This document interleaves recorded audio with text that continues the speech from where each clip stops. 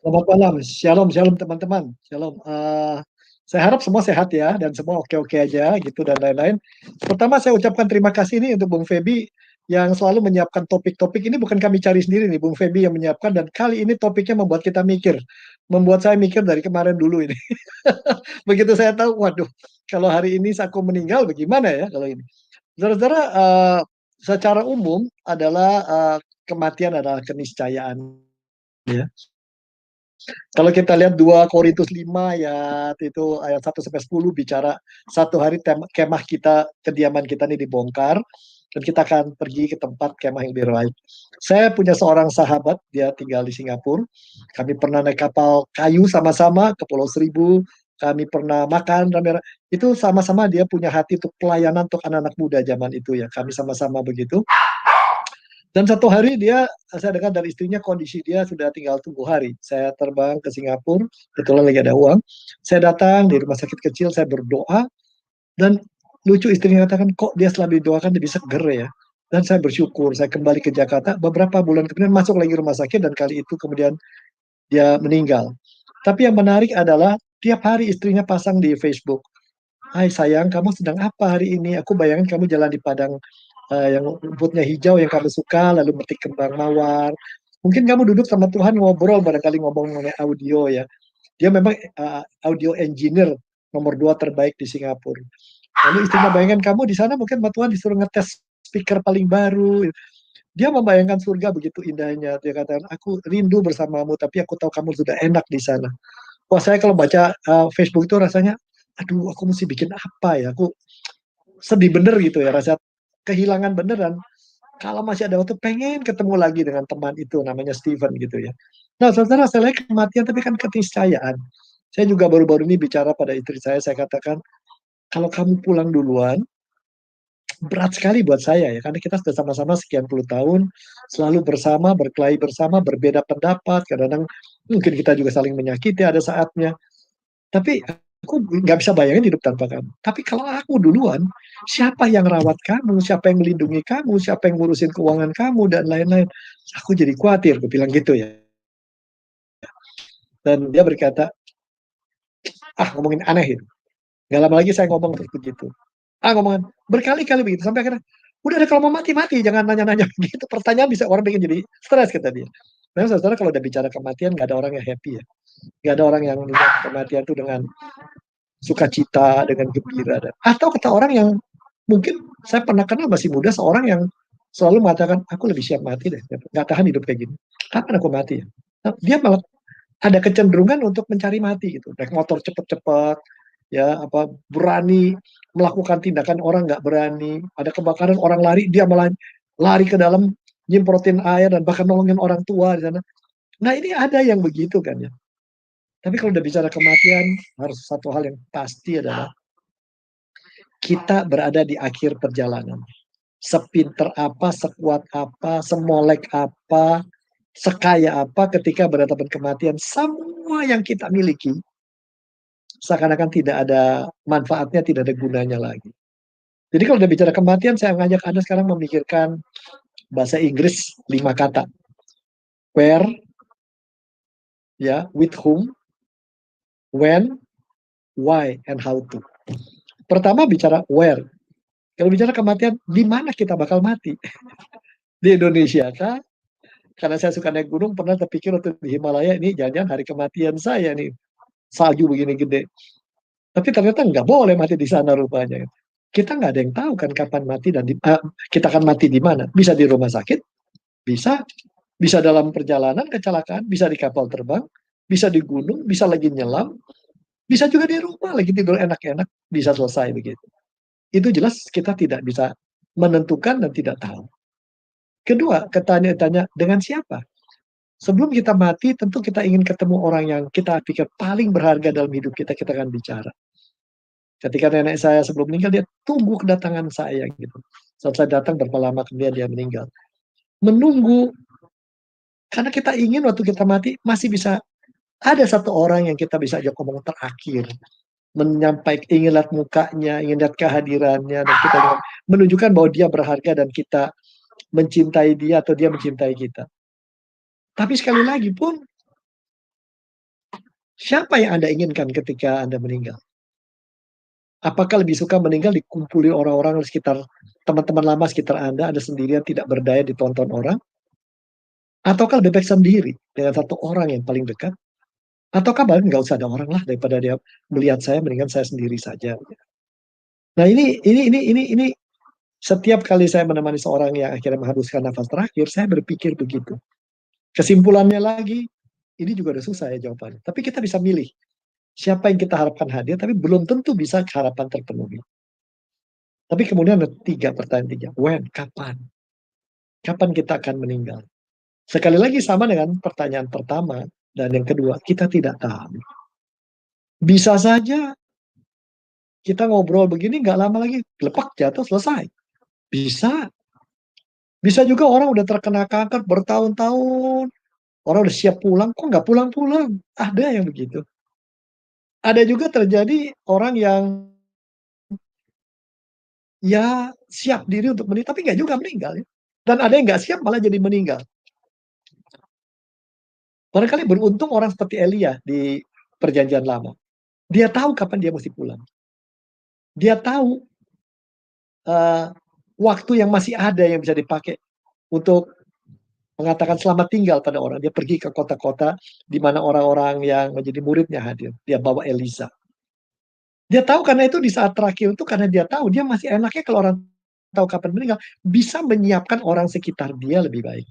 Dan Elia berkata pada Elisa yang tetap menemani dia, adakah satu yang belum kulakukan padamu? Aku gurumu seperti bapakmu puluhan tahun bersamamu, tapi akui barangkali apa yang sudah kulakukan belum cukup. Adakah sesuatu betapa rendah hatinya sebagai pemimpin dia katakan, adakah satu yang masih harus kulakukan bagimu? Yang bisa kuberikan, yang kutinggalkan sebelum aku pergi. Enaknya kalau kita tahu kapan meninggal begitu ya. Uh, kalau mendadakan mungkin nggak bisa begitu ya.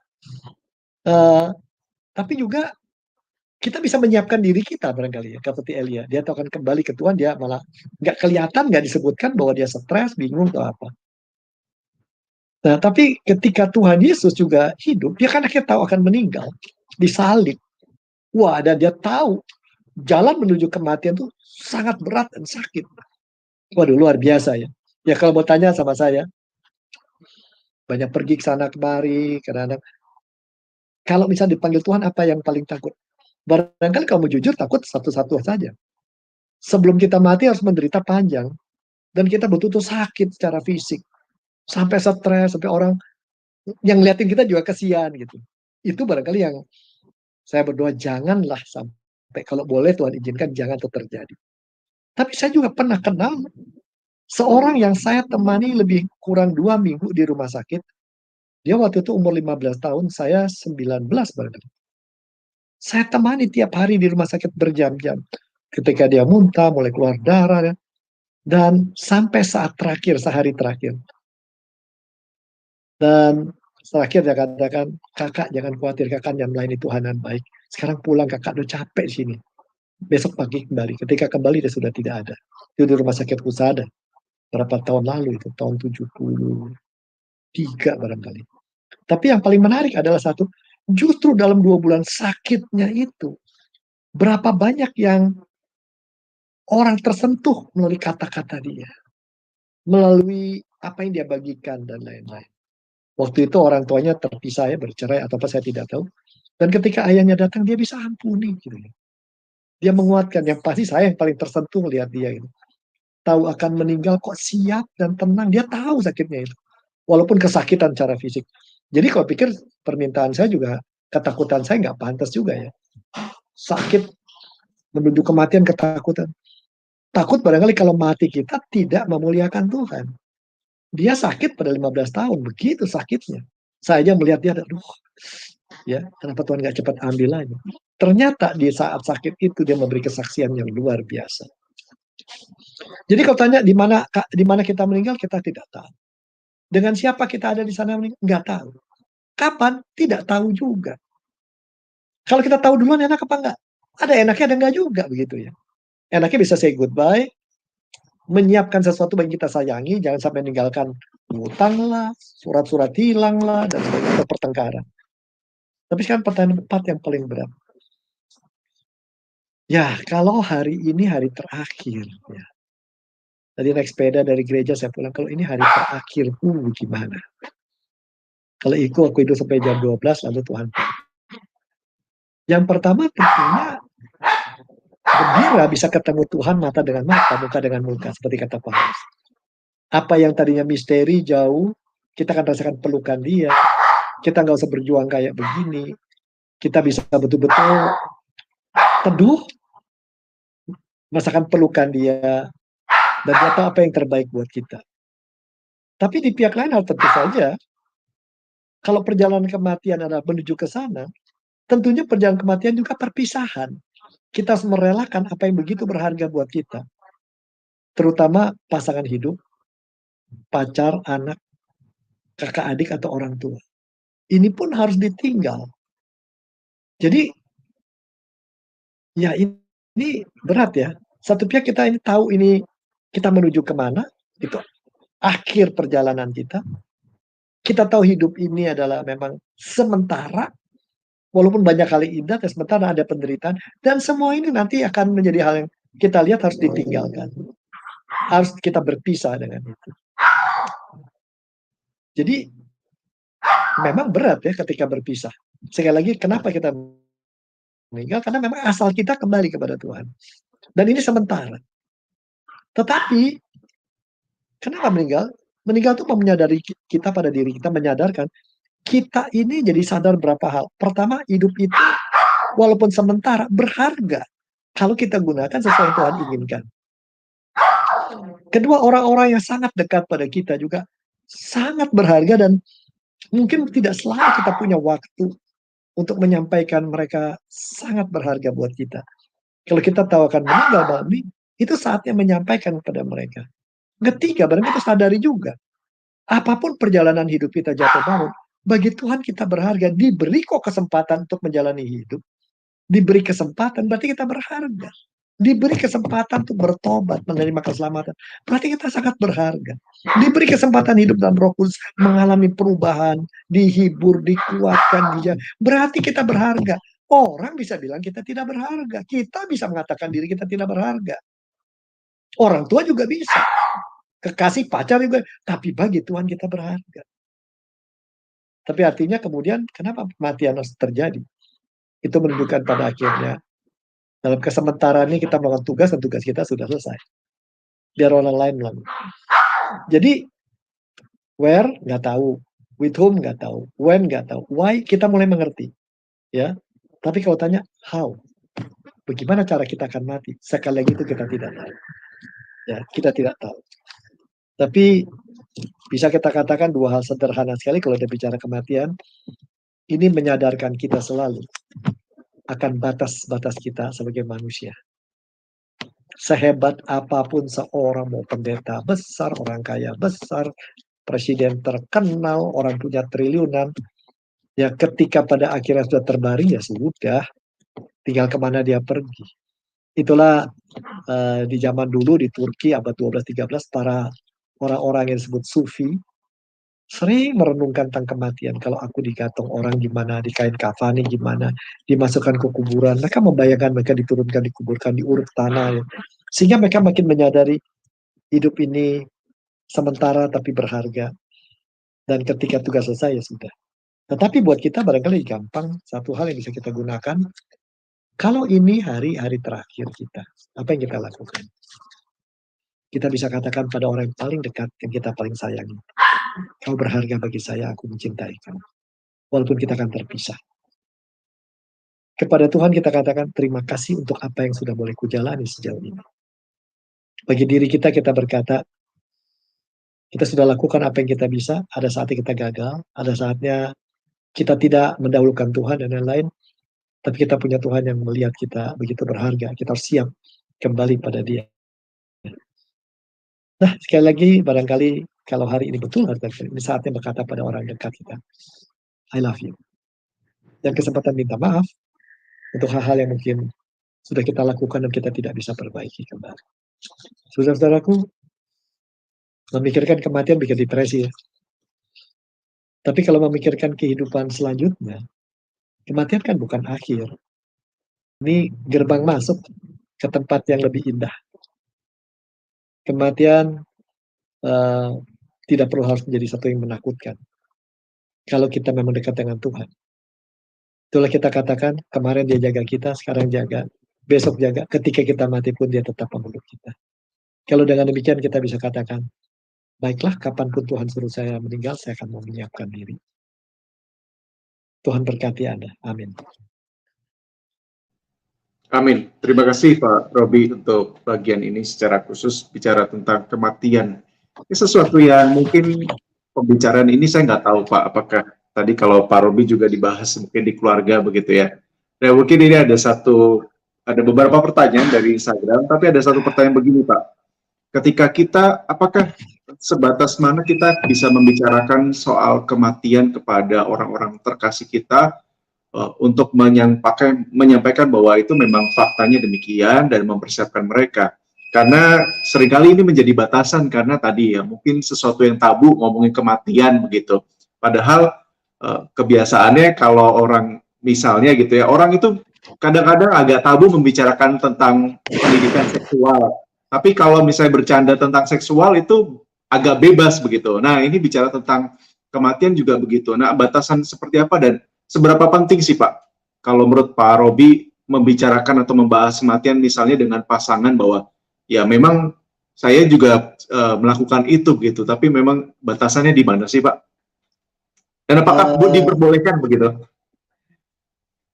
Saya tidak pernah lihat ayat di Alkitab yang melarang kita bicara tentang kematian ya dengan pasangan. Saya nggak pernah mikir ke sini nih. Saya nggak pernah lihat ayat begitu ya. Tetapi kita bicara dengan pasangan tentunya adalah dalam rangka saling mengingatkan hidup ini sementara dan pemberian Tuhan. Dan dia pemberian Tuhan terbaik buat kita.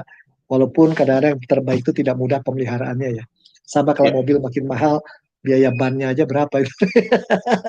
Nah itu jadi perlu kita sampaikan itu sehingga itu percakapan itu dalam rangka kita saling menghargai kehidupan diri masing-masing, kesempatan mengabdi pada Tuhan ya, dan kita pada akhirnya pergi dan terpisah. Cuman siapa dulu kita nggak tahu, dan kita harus menyiapkan ketika pisah itu pisah bukan selamanya. Ketika kita perjalanan berikutnya itu di sana masih kita yakini bersama dengan Tuhan kita malah akan berjumpa kembali gitu ya, dan lain kira-kira begitu ya. Jadi saya kira pada titik-titik itu kita harus bicarakan hal itu ya. Nah tapi satu lagi yang saya catatannya, jangan orang berbicara kematian karena memang orang itu pengen mati dari awal. Kan ada orang yang gitu ya. Bahkan punya kecenderungan namanya suicidal ya. Ingin bunuh diri, ingin mati, ingin harakiri sindrom. Ya, harakiri sindrom tuh mengambil tindakan yang udah lebih baik mati aja gue nggak tahan begini. Jadi entah apa dia memandang hidup tuh udah begitu nggak enaknya, lebih baik selalu bicara kematian karena dia satu pihak dia masa hidup tuh berharga, tapi karena dia hidup berharga tidak dia dapatkan seperti orang lain, dia lebih milih kalau bisa lebih cepat mati begitu. Nah itu juga itu hal yang paling susah untuk diatasi, tetapi ketika tiba pada saat itu akan menyadarkan kita pada saat hidup ini berharga gitu ya. Ya saya cerita sedikit ya. Saya menyadari hidup sangat berharga itu ketika istri saya terbaring dan anak saya terbaring, dan dokter mengatakan si putri ini kemungkinan bisa hidup sangat kecil. Dan semoga istrimu juga lewat, nggak apa-apa gitu. Saya waktu itu berdoa bisa-bisa sama Tuhan, aduh Tuhan ini kalau nih putri boleh hidup dia pun cacat pun saya pelihara. Tolong istri jangan diambil Tuhan, kan masih ada anak yang sangat butuh. Dan di situ saya diajari Tuhan, hidup itu sangat berharga dan hidup itu butuh pemberian. Kita mau pintar seperti apa, beriman kayak apa, saleh seperti apa, kaya seperti apa, itu semua hak Tuhan secara mutlak. Di situ kita menjadi menyadari kesadaran bahwa kita ini harus tahu batas. Kematian menyadari kita batas. Kita adalah ciptaan, bukan pencipta. Nah, sejak itu kalau orang ngomong mengatakan, gue mati aja deh. Saya tuh bawanya gampang marah ya. Lu jangan kayak begitu ya. Dulu gue pernah begitu. Akhirnya gue diajarin Tuhan dengan cara ini. Ya, ya itu. Ya teman-teman yang dulu kenal saya lama juga heran. Kalau naik motor kok pelan-pelan, naik sepeda tuh nggak ngebut-ngebut. Ya, dulu nggak mikir gitu ya. Dan dulu nggak takut mati gitu ya. Kalau dulu nggak takut mati. Sekarang nggak takut mati. Takutnya satu. takut hidup nggak dipakai baik. Beda tuh ya. Iya, Kalau orang nggak iya, takut mati, mungkin orang tidak menghargai hidup barangkali begitu ya. betul. Hati-hati ya. Kecuali memang dia tahu apa yang berharga, mati untuk hal yang berharga, kalau perlu ya memang harus dilakukan gitu ya. Demikian ya. Hmm, ya, Ini boleh baik. dibicarakan dengan pasangan ya. Bahkan dengan Ya, anak juga. Supaya semua menyadari keterbatasan kita. ya, dalam rangka itu ya Pak Robi ya. Nah, Hmm. ada pertanyaan begini Pak. Ketika Pak Robi bicara di awal bahwa kematian adalah keniscayaan, kenyataan tentang kematian itu akan dihadapi semua orang, dan Ya. seharusnya kan ini tadi ketika pembahasan ini, bukankah itu membuat semua orang tersadar akan menghadapi kematian itu untuk mempersiapkan sesuatu yang lebih baik itu Pak, untuk nanti di dalam kekekalan. Nah, tapi kenyataan bahwa ada banyak orang, atau mungkin saya dan kita semua pernah mengalami atau sedang mengalami, bahwa yang sedang kita lakukan itu bukan sesuatu yang bernilai Pak. Nah, antara korelasinya untuk berhadapan dengan kematian dengan sesuatu yang dilakukan bernilai ini bagaimana Pak? Oke, oke. Saya coba jawabnya begini ya. Jadi di dalam hidup pasti kita pernah punya dosa. Semua lah ya. Ya, Ya itu kalau ada dosa besar, dosa kecil itu kita emang klasifikasikan buat Tuhan sama aja ya barangkali. betul. Ya itu kadang kita menganggap itu dosa kecil remeh-remeh, tapi kita nggak tahu dampaknya kan gitu ya. Tapi Ya. eh, satu hal mana apa yang sudah terjadi seringkali kita tidak bisa membalik, itu sudah terjadi ya terjadilah. Hmm. Yang bisa kita ubah adalah mungkin dampaknya, konsekuensinya. Misalnya karena kata-kata kita melukai orang, itu kita nggak bisa tarik, udah terjadi, katakan Allah. Yang bisa kita ubah, kita datang minta maaf supaya konsekuensinya jangan manjang terus gitu loh. Jangan dia Oh, benci oke. terus kita Ya. dan kita merasa tidak nyaman. Kita bisa.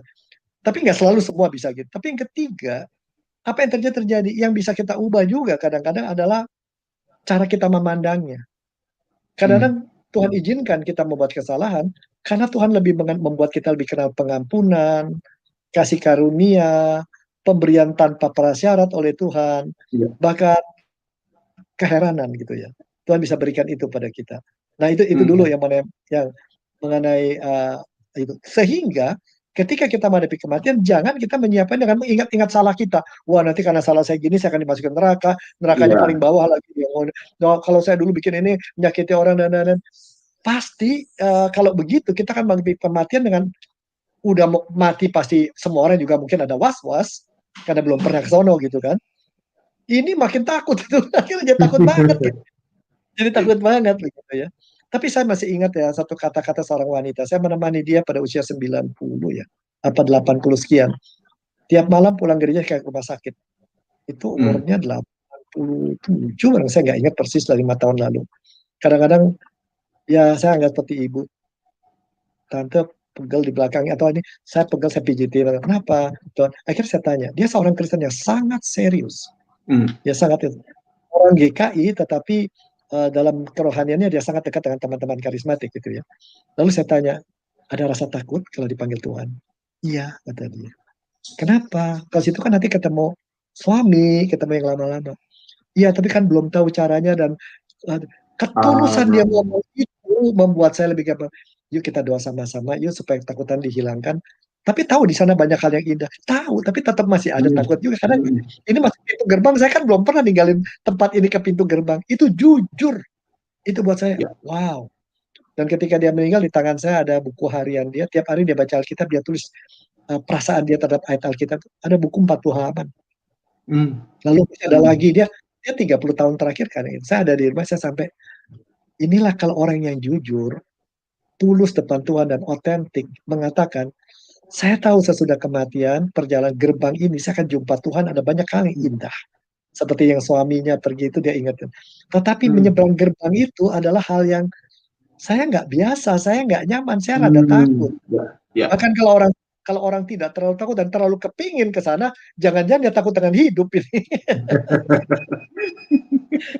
Iya, iya, iya. Kita harus jujur dalam hal itu. Ada saat kita was-was, tapi kita harus percaya ada hal yang indah. Dengan inilah kita jalan menyeberangi gerbang itu bersama Tuhan. Amin. Di dalam detik terakhir kita akan pegang tangan saya biar aku nyebrang, dan semua yang saya kasihi tolong kau yang jaga karena aku udah nggak bisa jaga lagi. Ya. Nah ini barangkali yang kita mesti lihat ya. Baik, baik, baik. Ada pertanyaan dari Instagram, Pak. Ini Ya. pertanyaan teknis yang sangat-sangat, ya mungkin ini pengalaman saya juga punya teman mengalami ini. Dari digital creator, mau bertanya jikalau diperhadapkan dengan keputusan di rumah sakit, Pak, khusus buat keluarga yang sekarat, diminta untuk mengambil keputusan untuk dipertahankan atau dilanjutkan.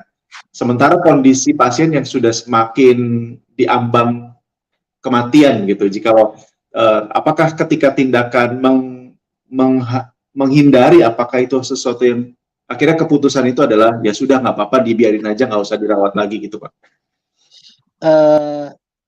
Saya cerita aja ya, bagaimana. Ya silakan Pak. Itu yang terjadi ketika putri saya di rumah sakit. Saya harus ambil keputusan. Kalau diteruskan, per jam itu berapa ratus juta rupiah, kira-kira begitu kan, di Amerika ini kan mahal ya. Ya. Dan kalau dilepas, saya bilang, hak apa sebagai manusia aku menghentikan nyawa anakku sendiri? Maka saya tarik istri saya, kita berdoa. Dan doa saya cuma satu, Tuhan, kalau boleh, jangan saya harus memilih. Saya tidak sanggup memilih. Tuhan yang memilih. 2 menit setelah doa itu selesai, dokter datang, Bapak Ibu, kira-kira kalau bahasa Indonesia, udah nggak sampai putusan, sudah terlambat. Saat lemas sudah memasuki seluruh tubuh dia.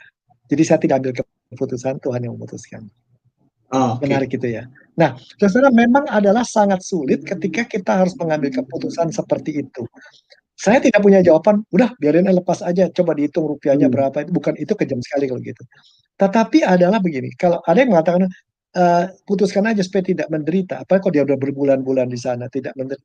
Tapi belum tentu juga berbulan-bulan sana belum dia tidak menderita. Kan bisa juga ada orang 2 tahun gitu atau aja dia bangun, kan ada juga itu ya, kejadian begitu. Nah, pada saat seperti itu jawaban cuma satu, gambar saya.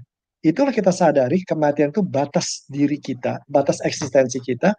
Itu saatnya, dalam saat itu saya bilang ini untuk sama-sama sekeluarga berdoa. Ya, dan di situ waktu berdoa bersama, biarkan Roh Tuhan yang bicara pada kita, dan bersama kita coba dengar suaranya, bersama kita dengarkan, sepakatnya kita, itu yang Tuhan katakan pada kita. Kalau di antara kita sendiri masih berbalah-balah, kan masihnya itu berarti masih ada yang belum selesai di sana kan ya. Kira-kira demikian. Ya itu persoalan yang sulit ya, apalagi yang namanya kan apa yang disebutnya eutanasia ya, kematian enak, itu topik tersendiri. Ya, apakah boleh kita melakukan itu sebagai orang Kristen? Apakah orangnya boleh memilih? Kan ada negara sekarang yang mengizinkan orangnya memilih begitu gitu ya. Nah, sekali lagi kalau udah bicara kematian, ada banyak yang tidak bisa dijawab. Ini salah satunya barangkali. Kalau saya tidak bisa kasih rumus begini dan gitu, hitung-hitungan doktrin ketika berhadapan eksistensi hidup manusia, nggak bisa semudah itu barangkali. Betul. Baik. Jadi itu saatnya berlutut. Ya. Baik, terima kasih Pak. Saya sepakat dengan Pak Robi, pada waktu itu terjadi, berdoa sama Tuhan yang kasih jawaban itu memang sesuatu yang tidak mudah sama sekali. Apalagi buat teman-teman yang mengalami hal ini ya, ketika misalnya hari ini ada, kita berdoa Tuhan memberikan hikmat bijaksana deh. Nah, ini pertanyaannya begini Pak. Ya, 2 pertanyaan terakhir. Yang pertama adalah ketika tadi Pak Robi bicara tentang kisah dari seorang ibu yang Pak Robi kuatkan, Tuhan tuntun sampai di pintu gerbang kematian itu bahkan nanti.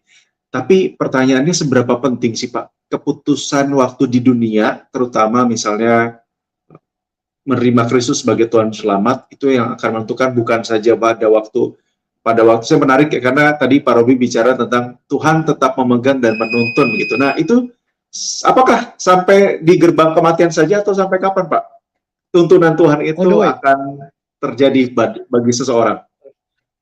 Ya, keyakinan kita kan begitu. Sebelum kita hadir, ketika kita hadir, sampai kita di balik sana tetap ditemani, nggak sendiri kita. Itu yang membuat kita barangkali punya kekuatan menghadapi. Kalau lihat orang-orang Kristen ya 200 tahun pertama, 325 tahun, berapa menderitanya mereka ya, tinggal di bawah tanah dalam keluarga itu, dan tapi kan mereka tahu bahwa ini bukan kemah terakhir. Nanti harus ditinggalkan menuju gerbang baru, ada kemah yang lebih indah gitu. Itu yang membuat mereka begitu tahannya dengan kesusahan, tahan banting, tahan kehilangan orang yang dikasih, lihat disiksa, dia bisa bertahan karena itu gitu ya. Jadi Ya. boleh secara pendek dikatakan pemahaman kita kematian dan keyakinan kita di dalam kematian kita bersama Tuhan itu akan memberi kita kekuatan melebihi apa yang pernah kita bayangkan dalam menghadapi kesusahan, dalam menghadapi rasa terpuruk, kegagalan, bahkan ngadepin dosa, bahkan ngadepin Hmm. apa saja. Di situ saatnya kita makin menyadari Tuhan tuh begitu baik, bukan hanya pada waktu kita hidup, ketika di gerbang sampai di sana terus dia jaga. Itu yang Amin. membuat kita Amin. harus menyadari kita berharga. Walaupun kita, ya betul kita berdosa. Benar-benar kita Ya. seringkali ambil keputusan diri menyakiti orang. Benar. Tetapi Tuhan tidak berhenti menyayangi kita. Jadi kalau Hmm. malam hari ini ada yang berkata, aduh enak diomongin, tapi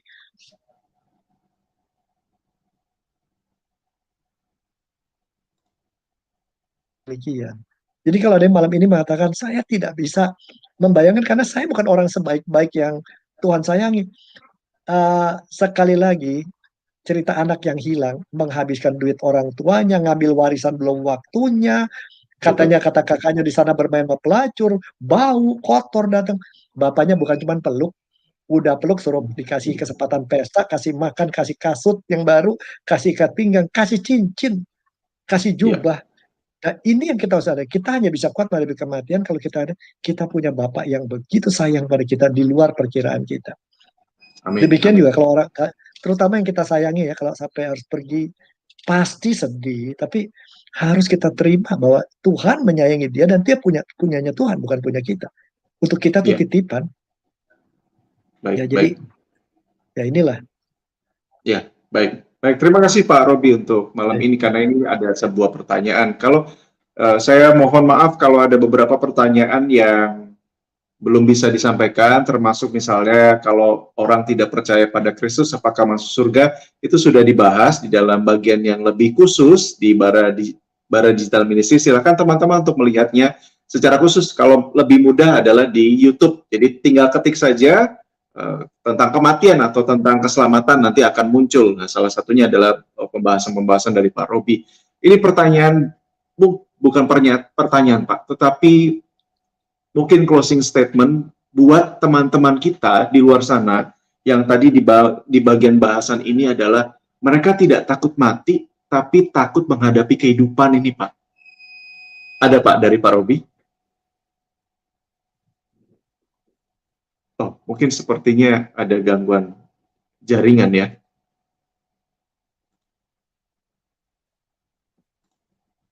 Ya, Pak Robi? ya, oke. Oh, oke. Jadi untuk orang yang tidak takut mati, tapi dalam hidup ini takut menjalaninya dengan benar. Ya. Ya, pertama closing statement begini. Jadi kematian itu membuat kita menyadari limit kita, batas kita. Kedua, menyadari tugas kita. Justru untuk Ya. mengisi hidup ini sedemikian rupa sehingga kita siap untuk masuki gerbang itu pada waktunya. Dan menerima hal yang indah sesudah itu. Itu jadi bicara kematian bukan hanya untuk pikir kabur dari dunia, tapi justru waktu yang ada entah tinggal 1 hari, tinggal 3 jam, tinggal setahun, 5 tahun, menggunakan ini semaksimum mungkin untuk memuliakan Tuhan, menjadi inspirasi buat orang lain, membuat orang lain merasakan kehadiran kita sangat bermakna. Topik minggu lalu, kehadiran kita Ya, sangat betul. bermakna. Jadi demikianlah. Soal perasaan takut nggak takut, jujur ada saatnya kita was-was karena kita belum pernah jalan di gerbang. Tapi sekali lagi kita akan berjalan bersama Tuhan. Nah, bagaimana kalau orang yang kita kasih belum kenal Tuhan? Itu tugas Anda supaya dia tahu dia juga perlu berjalan bersama Tuhan ke Betul. sana. Tawarkan bahwa ada tangan mengajak dia untuk berjalan bersama, jangan jalan sendiri begitu. Tapi Anda nggak bisa mengajarkan orang tentang Tuhan kalau Anda sendiri tidak mengalami dan menikmati perjalanan bersama Tuhan.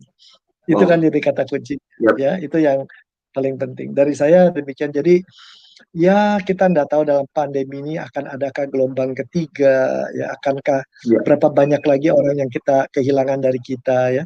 Saya kalau lihat di handphone saya sudah ada 40 teman-teman dekat foto-fotonya yang saya punya folder yang telah pergi. Karena sedih saya buka ya. Saya sedih waktu itu, saya sedihnya waktu dia hidup kok saya tidak cukup mengatakan pada mereka bahwa mereka berharga. Tapi ini memicu saya juga. Mumpung kita masih ada di sini, tolong lihat kiri kanan, orang dekat, pasangan, anak, ya, sampaikan bahwa dia berharga buat kita. Mungkin kalau nggak dengan mulut, kita nggak bisa ngomong dengan mulut, dengan perilaku kita deh, dengan sikap kita, ya, dengan perhatian kita, senyum atau doa kita. Kira-kira demikian saudara-saudara.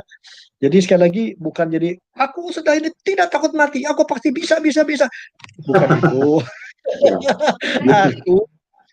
Aku pada waktunya aku suka nggak suka, bisa nggak bisa, takut nggak takut, aku harus menghadapi itu. Tapi aku tidak mau Amin. menghadapi sendiri. Aku mau menghadapi kematian bersama Tuhan. Ya, Itu yang saya harapkan amin. kita. Itu berkat buat Anda dan saya.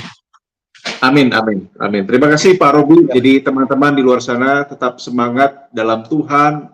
Tuhan yang kasih kekuatan dan sama seperti yang Pak Robi sampaikan untuk kita melakukan hal yang bernilai yang mungkin kecil, ya.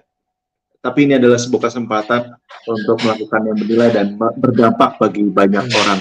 Baik, terima kasih Pak Robi. Malam hari ini saya rindu Pak Robi boleh menolong kita untuk menutup di dalam doa dan mendoakan rekan-rekan kita yang hari ini sudah menyaksikan. Mari kita berdoa, saudara ya. Bapa Surgawi, di hadapan-Mu kami mengakui semua kelemahan kami, mengakui bahwa ketika kami melihat perjalanan yang sudah kami lalui sepanjang hidup, begitu banyak yang kami lakukan hanya untuk diri kami, tidak mendahulukan Engkau. Kami tidak mendahulukan orang lain. Seringkali kami mungkin mengecewakan Engkau, tapi kami lihat dalam sepanjang perjalanan hidup ini, banyak yang Tuhan sudah berikan pada kami, mengherankan, dan kami perlu terus belajar lebih mengenali kasih Tuhan yang tidak terbatas melalui apa yang kami terima, terutama untuk kesempatan menjalani hidup, bahkan menjalani hidup dengan orang-orang tertentu yang begitu berharga buat kami. Biarlah malam hari kami belajar, baik ketika hidup, baik pun kami mendekati gerbang kematian, kami bersama Engkau. Tuhan tetap pegang tangan kami. Karena tolong kami ketika kami memikirkan hal itu, kami menyadari masa yang waktu ada ini. Bila Tuhan tuntun kami juga untuk menggunakan untuk kemuliaan Tuhan, untuk menjadi inspirasi buat orang-orang yang dekat, membuat orang bertumbuh, dan kami semakin menyadari kuasa dan kasih Tuhan. Terima kasih Bapak, banyak kami punya permintaan untuk hidup ini, tapi biarlah malam hari kami juga punya permintaan untuk kalau kami menjalani kematian, biarlah kami menjalani bersama Tuhan, merasakan kebaikan-Mu yang tidak terhingga pada saat nafas kami tarik untuk yang terakhir kalinya. Berkati anak Tuhan dimanapun ada, biarlah semua sakit penyakit, kesedihan, kekurangan uang, pertengkaran di keluarga, semua boleh kami bawa ke dalam tangan Tuhan sebagai bagian dari hidup ini, dan itu kami tahu semuanya sementara. Terpujilah Engkau ya Bapa, dalam nama Tuhan Yesus yang telah mati dan bangkit, kami berdoa. Amin. Amin. Terima kasih sekali lagi Pak Robi, dan terima kasih buat rekan-rekan yang sudah bergabung. Jangan lupa untuk terus dukung pelayanan Bara Digital Ministry dengan cara subscribe, follow, like, dan share kepada sebanyak mungkin orang. Dan besok kita akan bertemu di hari dan jam yang di hari besok dan di jam yang sama bersama dengan Pak Bambang Wiyanto. Saya Feby Timotius bersama dengan Pak Robi dan juga rekan-rekan di balik layar yang sudah melayani. Mengucapkan terima kasih. Selamat malam. Teman-teman yang berharga, yang dikasih Tuhan, Tuhan memberkati. Amin.